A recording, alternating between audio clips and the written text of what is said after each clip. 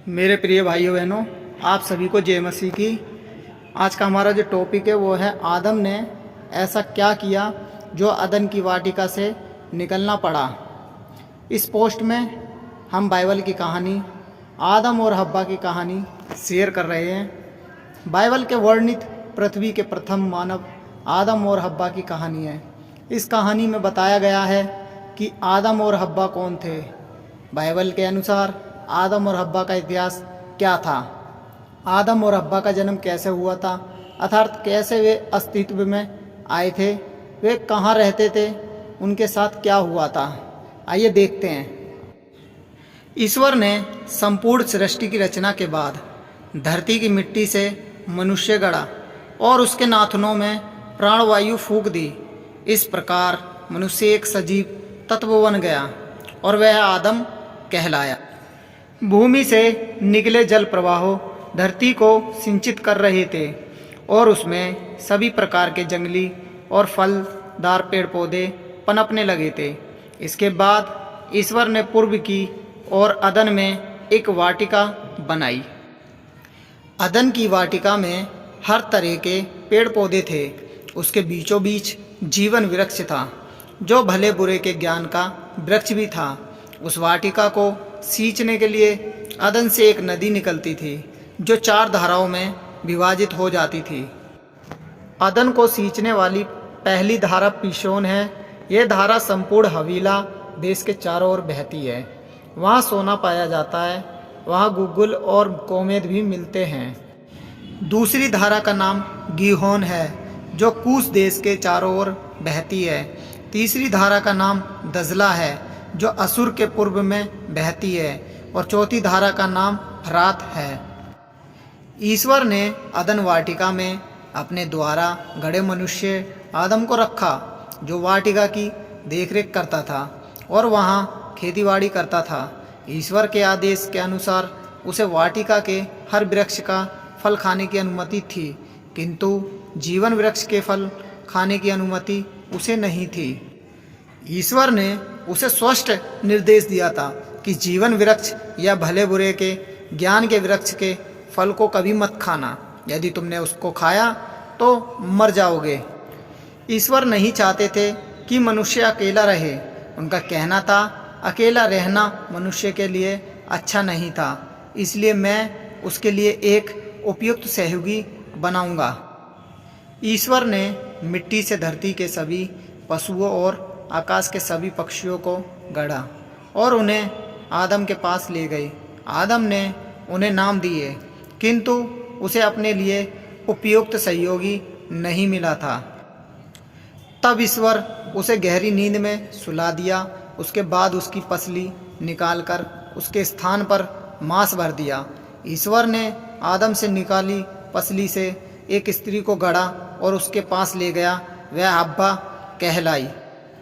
आदम और हव्वा दोनों नग्न थे, किंतु उन्हें एक दूसरे के सामने लज्जा का अनुभव नहीं होता था।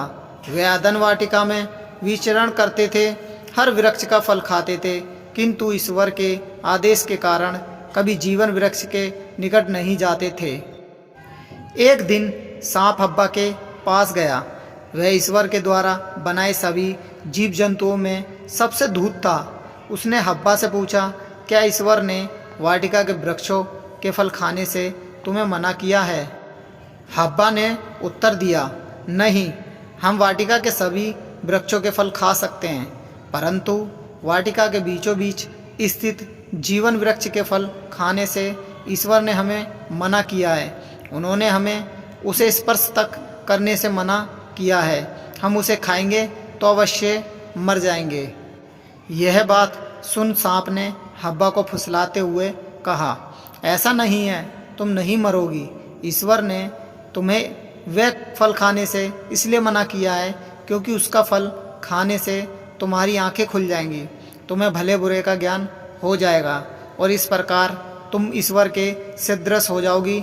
उस वृक्ष का फल अति स्वादिष्ट है, तुम्हें उसे अवश्य खाना चाहिए।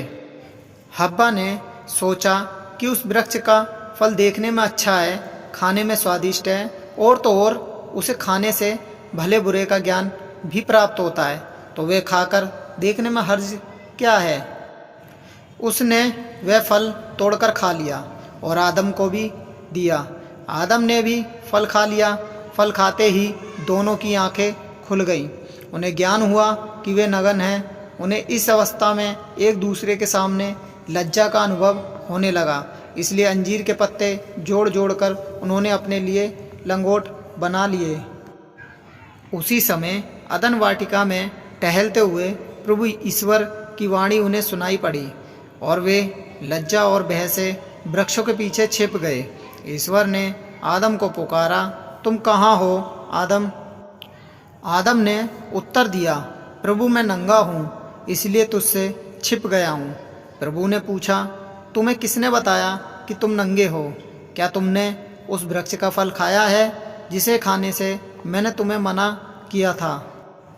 आदम ने उत्तर दिया, प्रभु तूने जिस स्त्री को मेरे साथ रहने के लिए बनाया उसी ने मुझे उस वृक्ष का फल लाकर दिया और मैंने वह खा लिया।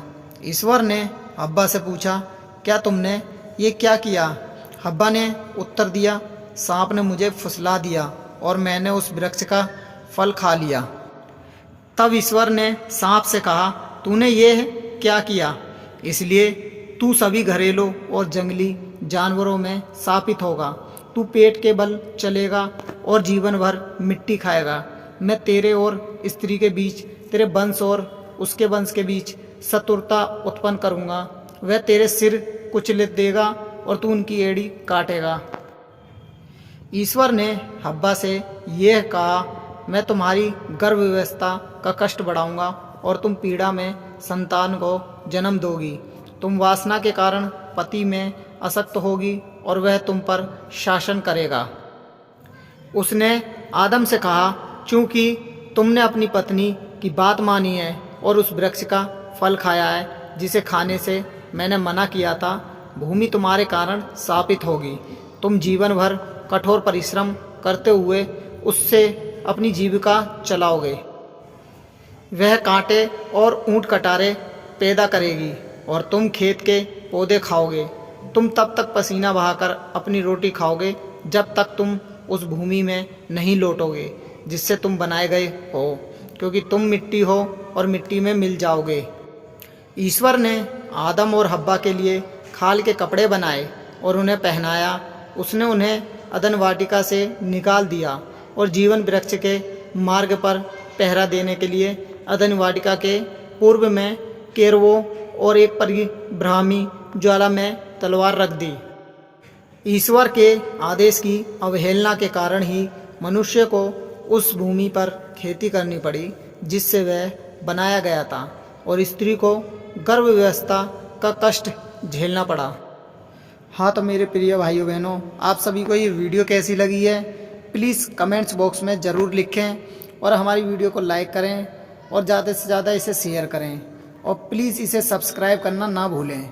आप सभी को, वीडियो देखने वाले जितने बहन भाई हैं, आप सभी को मेरा बहुत बहुत धन्यवाद।